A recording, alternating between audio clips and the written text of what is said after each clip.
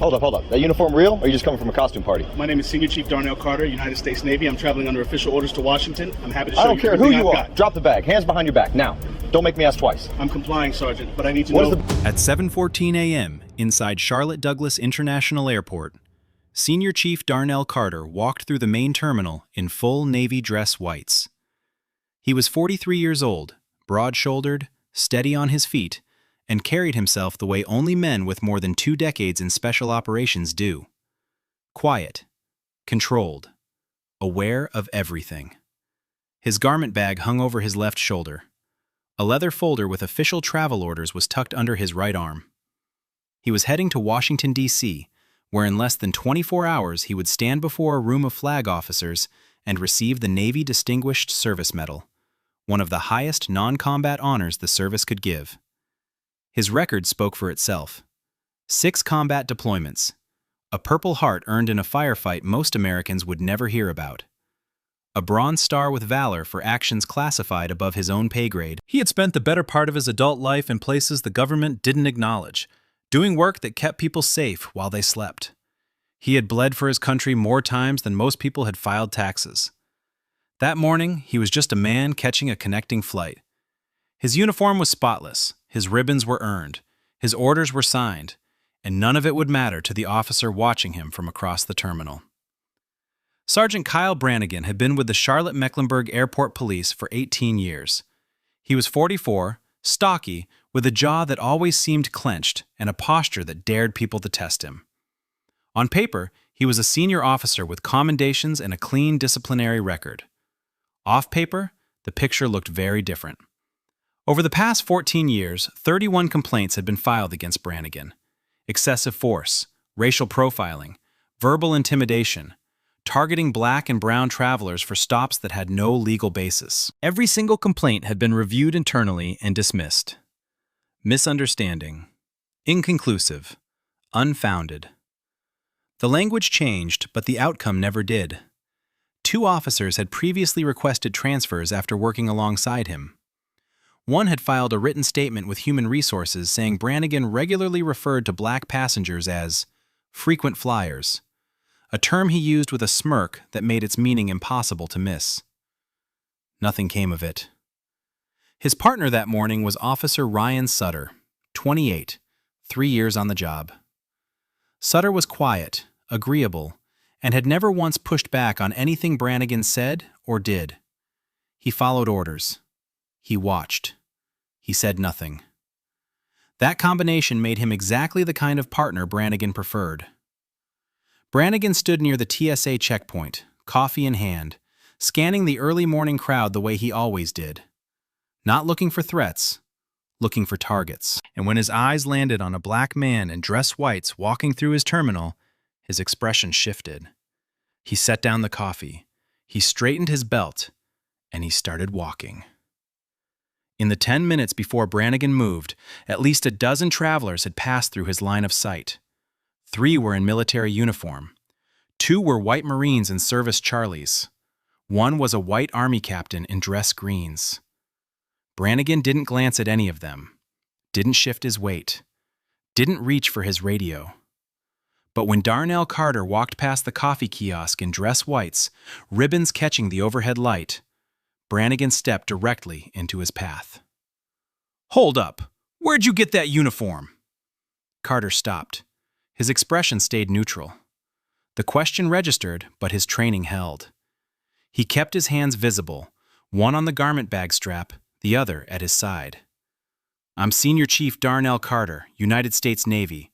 I'm on official travel." Brannigan's eyes moved slowly over the ribbons, the rank insignia, the creased white fabric. His lip curled slightly. "Yeah?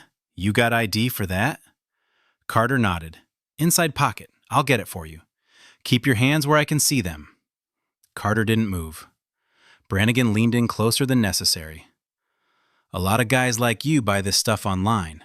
Ribbons, patches, all of it. You'd be surprised how many people walk through here playing pretend." Carter's jaw tightened, but his voice stayed level. "I have my military ID and sealed travel orders. You're welcome to verify both." Brangan didn't reach for them, didn't acknowledge the offer.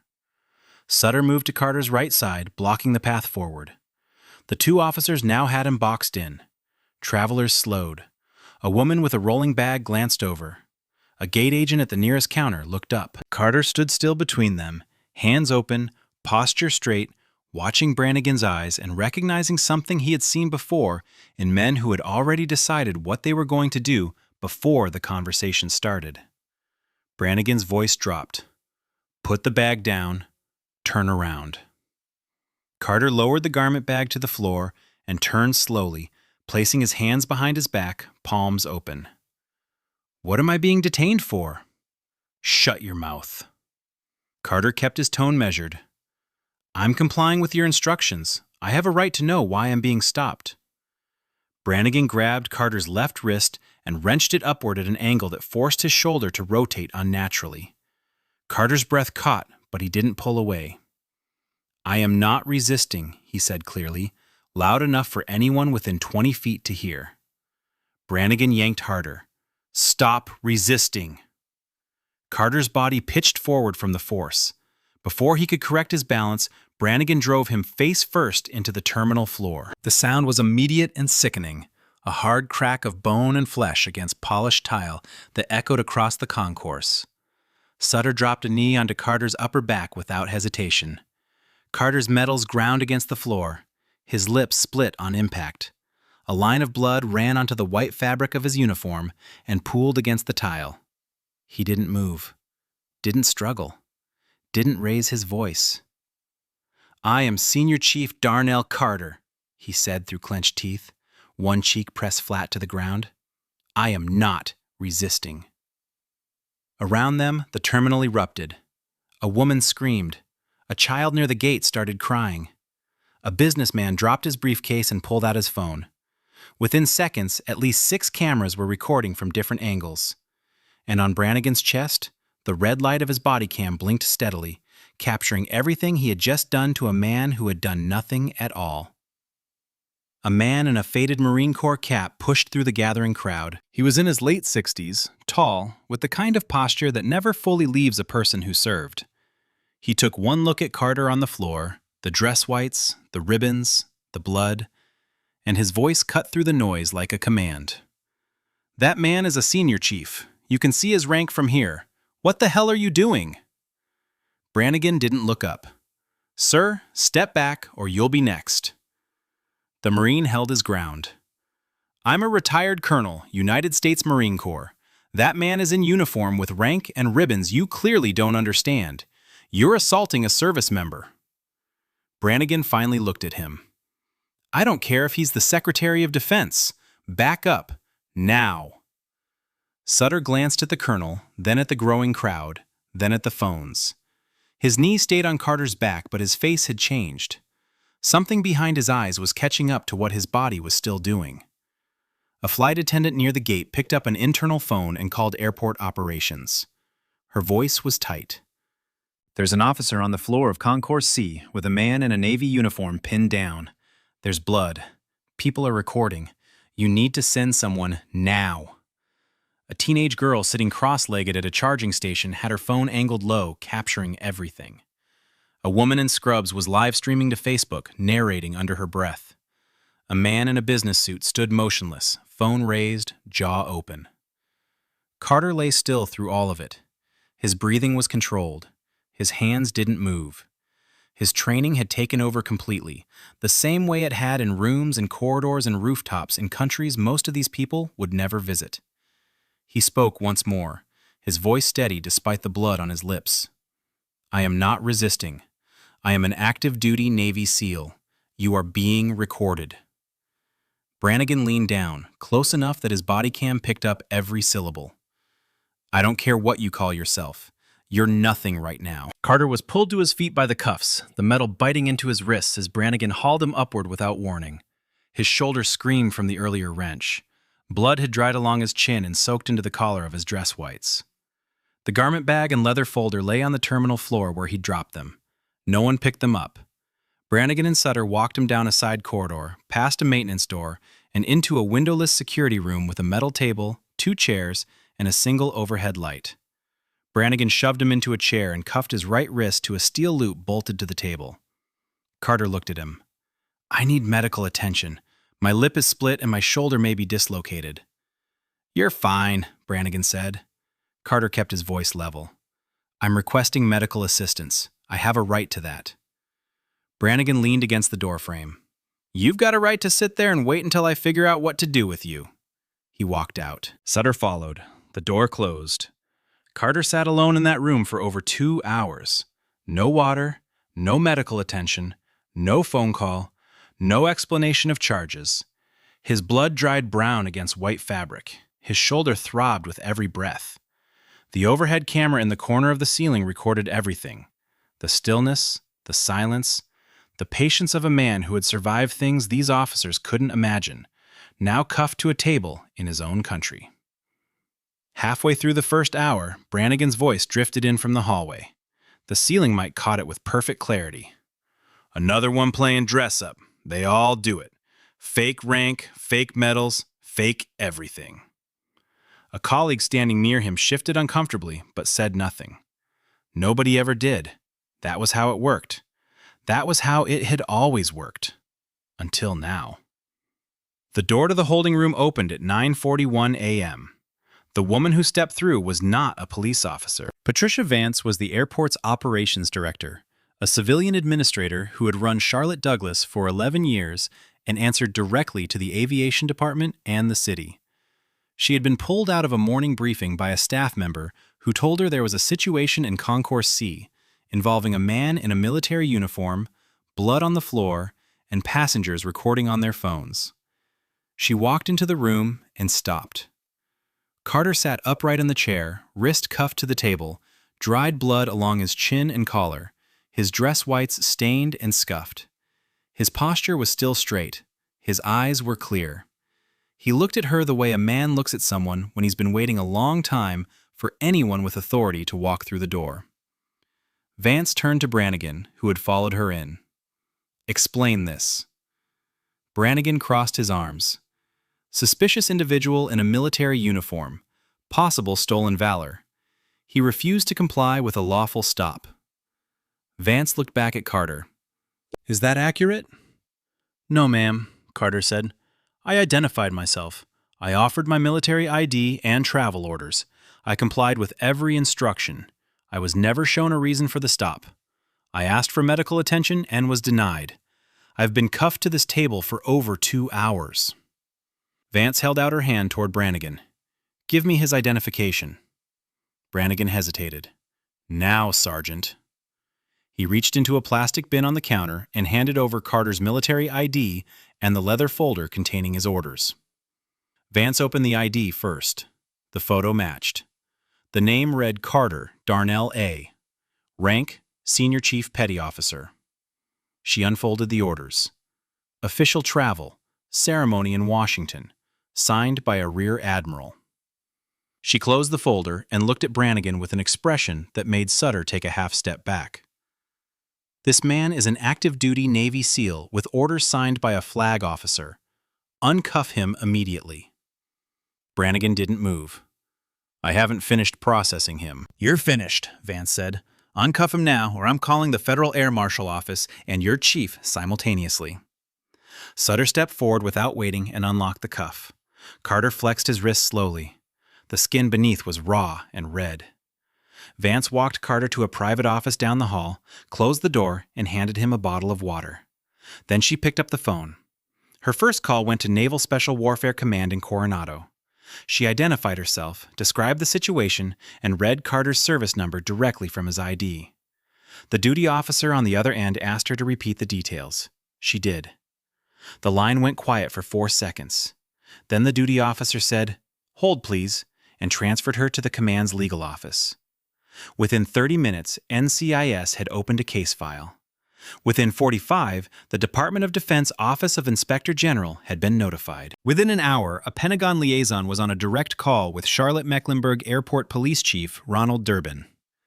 The language was not diplomatic. "You have an active-duty Navy SEAL who was assaulted, racially profiled, denied medical attention, and held without cause for over 2 hours by your officers. This is now a federal matter. Preserve all footage immediately. No officer involved in this incident speaks to anyone outside your department without federal authorization. Durbin sat behind his desk, phone pressed to his ear, staring at the wall. He had run the department for 9 years. He had seen complaints come and go. He had signed off on dismissals that kept officers like Brangan in uniform because the alternative was paperwork, union battles, and political noise. But this was not a complaint from a passenger who would eventually give up. This was the Pentagon, and the Pentagon did not give up. Durbin called Brangan into his office that afternoon. The conversation lasted less than 3 minutes. "Badge and weapon," Durbin said, "on my desk before end of shift." Brangan stared at him. "Chief, I was doing my job." Durbin didn't blink. "Your job just became a federal investigation. Badge, weapon, now."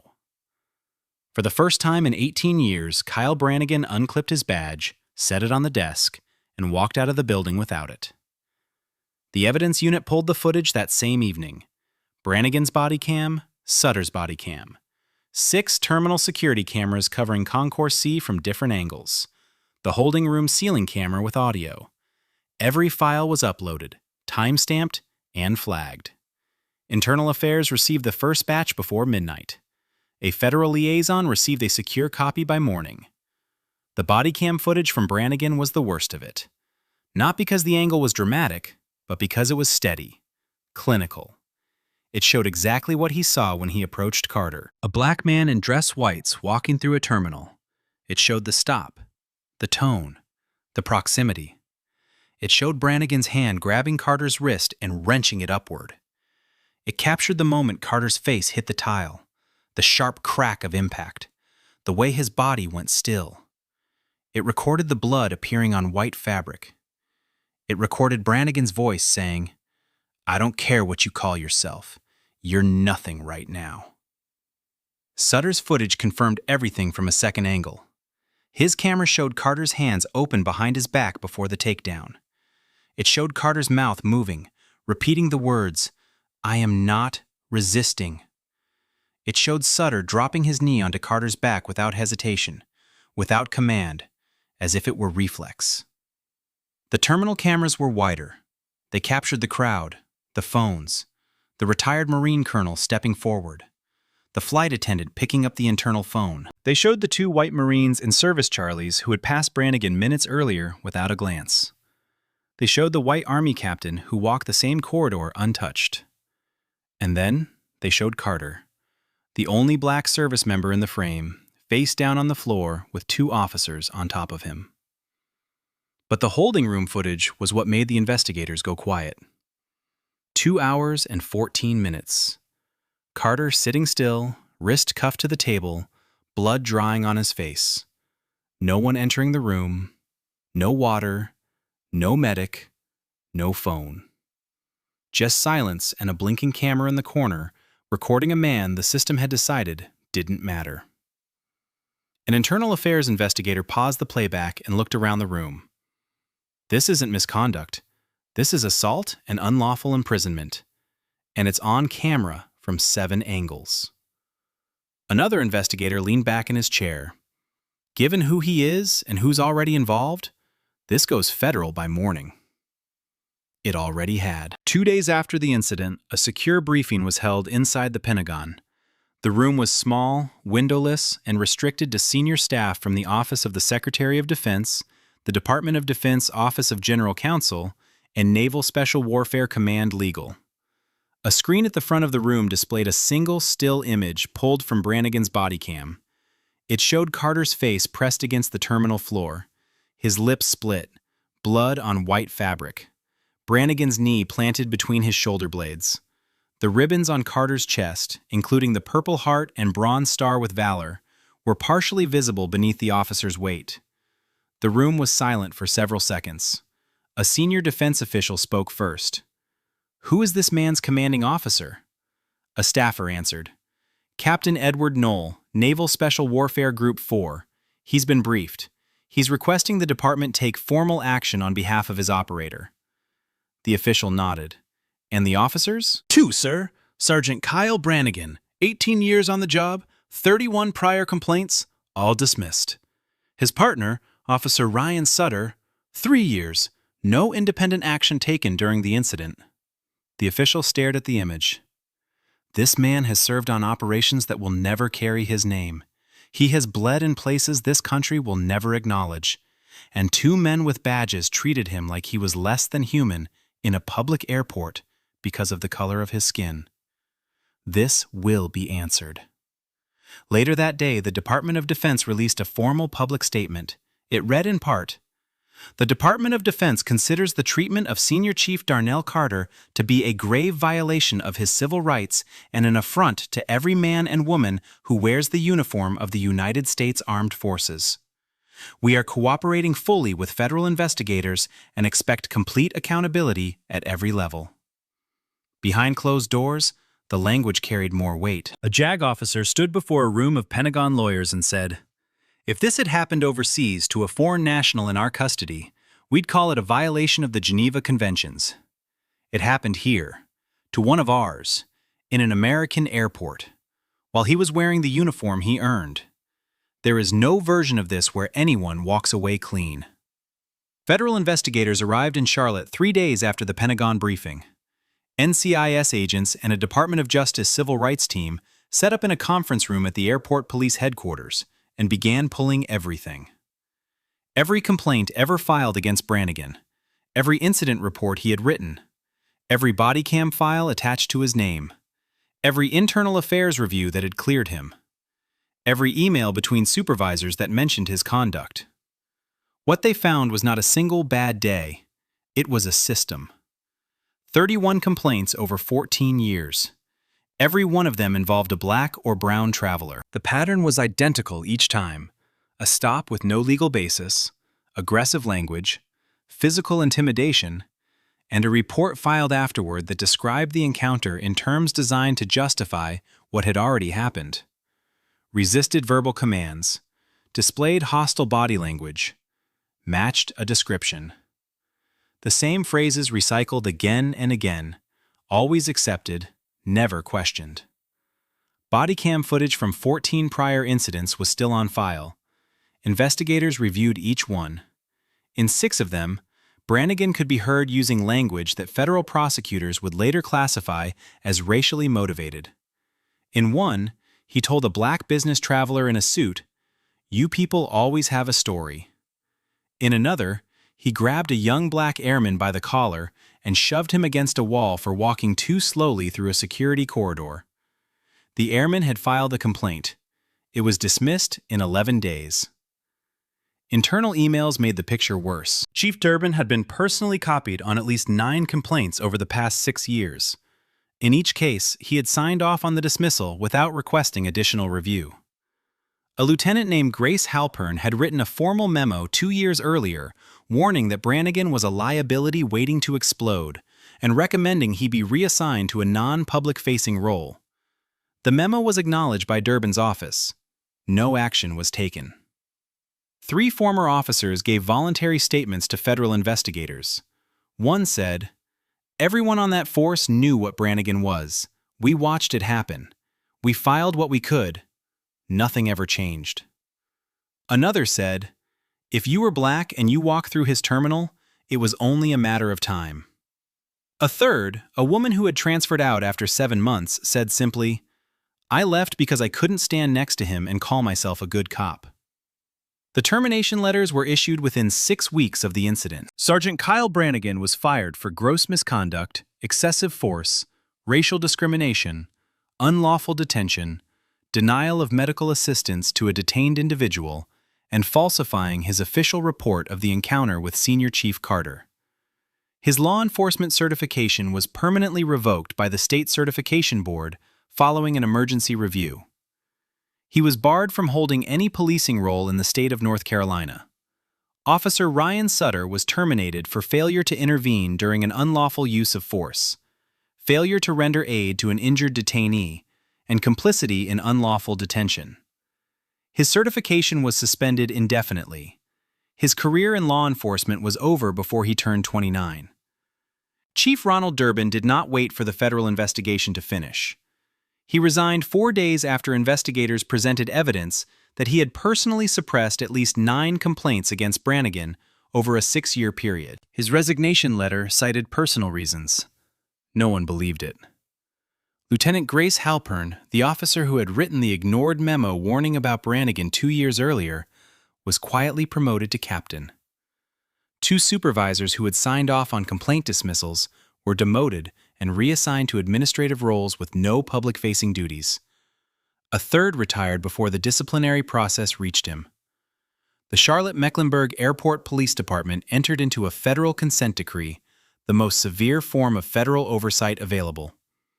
Under its terms, an independent monitor would oversee all use-of-force incidents, complaint investigations, hiring practices, and bias training for a minimum of 5 years. Every body cam file from every interaction would be subject to random audit. Every complaint would be reviewed by an external board before it could be closed. The department that had spent 14 years burying Kyle Brannigan's record was now required to answer for every file it had ever sealed. And the man who had worn the badge the longest without consequence was now the reason none of them could operate without federal supervision. The Department of Justice Civil Rights Division filed federal criminal charges 8 weeks after the incident. Brangan was charged with assault under color of law, deprivation of civil rights, unlawful imprisonment, and filing a false report. Sutter was charged with conspiracy to deprive civil rights and failure to intervene. Both were arrested at their homes on a Tuesday morning. Brangan said nothing as he was cuffed. Sutter cried. The trial lasted 2 weeks. On the first day, prosecutors played Brannigan's body cam footage from start to finish. The courtroom watched Carter walk through the terminal, watched Brangan step into his path, watched the stop, the language, the wrench, the slam, watched blood appear on white fabric. Watch Carter say through clenched teeth, "I am not resisting." When the holding room footage played, 2 jurors looked away. 2 hours and 14 minutes. A man cuffed to a table with blood drying on his face. No water, no medic, just silence and a blinking camera. Carter testified on the 4th day. Calm, precise, the same composure he had shown on the terminal floor. He said, "I did not resist. I identified myself. I offered my credentials. I was assaulted because of the color of my skin." Brannigan's defense argued Carter's size was intimidating and his tone confrontational. 7 camera angles and audio from every recording destroyed both claims in minutes. The jury deliberated 4 hours. Guilty on all counts. Both men. The judge looked at Brangan for a long time before speaking. "You did not protect and serve. You attacked and degraded. And you did it to a man who has given more to this country than you will ever understand." Brangan received 6 years. Sutter received 2. Neither apologized. Neither showed remorse. Outside the courthouse, Carter stood on the steps in dress whites. He didn't speak to reporters. The footage had said everything. Carter filed his federal civil rights lawsuit 3 days after the verdict. The complaint named Brangan, Sutter, former Chief Durbin, the Airport Police Department, the Airport Authority, and the City of Charlotte. Assault, unlawful detention, denial of medical care, racial profiling, false imprisonment, institutional cover-up spanning 14 years. His attorney, Adrian Locke, a former federal prosecutor with 15 years in civil rights litigation, reviewed the evidence and told Carter, "This is the clearest case I've ever seen, and the most damning." Discovery confirmed what investigators had already found. Emails showed Durbin dismissing complaints with one-line replies. One exchange between a lieutenant and Durbin read, "Another complaint on Brangan from a black passenger. Same pattern. Flag it or file it." Durbin's response was 2 words. File it. 11 prior victims came forward with statements that mirrored Carter's almost exactly. The stops, the language, the aggression. The reports that twisted what happened into something the department could dismiss. The city's attorneys tried to settle early. Locke rejected their first offer without a counter. "You're not buying silence. You're answering for 14 years of failure." The case settled 6 weeks before trial for $20 million, one of the largest individual civil rights settlements in North Carolina history. The terms went beyond money. A formal public apology read into the city council record, a complete overhaul of use of force and complaint review policies, and a named scholarship fund, the Carter Justice Fellowship, for minority students pursuing criminal justice degrees. Locke stood beside Carter when the settlement was announced. She said only, "The system didn't work for 14 years. It worked today because a man refused to be erased, and the evidence was impossible to destroy." Weeks later, Senior Chief Darnell Carter walked through another airport. Same dress whites, same ribbons, same posture. He carried his garment bag over one shoulder and his orders under his arm the way he always had. No one stopped him. No one questioned whether he belonged. He boarded his flight, sat by the window, and watched the runway fall away beneath him. Back in Charlotte, the department that had protected Kyle Brangan for 18 years was learning how to operate under federal supervision. Every use of force report reviewed by an independent monitor, every complaint tracked by an external board, every body cam file subject to random audit. The officers who remained understood that the rules had changed, not because the department had chosen to be better, but because a federal judge had ordered it. Brangan sat in a federal prison cell. His badge was gone. His certification was revoked. His name returned nothing on a search engine except articles about what he had done on a terminal floor to a man who had never raised his voice. Sutter served his sentence in a separate facility. He never gave a public statement, never explained why he dropped his knee onto a compliant man's back without being told to. The silence that had defined his partnership with Brangan followed him through the prison doors. A training bulletin was distributed to every officer in the Charlotte-Mecklenburg Airport Police Department the month after sentencing. It showed a single still frame from Brannigan's body cam. Carter's face pressed to the tile, blood on white fabric, a knee between his shoulder blades. Beneath the image, one line. This is what failure looks like. No names were printed. They didn't need to be.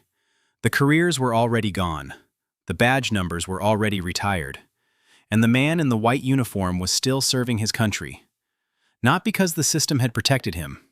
This case was brutal, but the case on the right spirals completely out of control.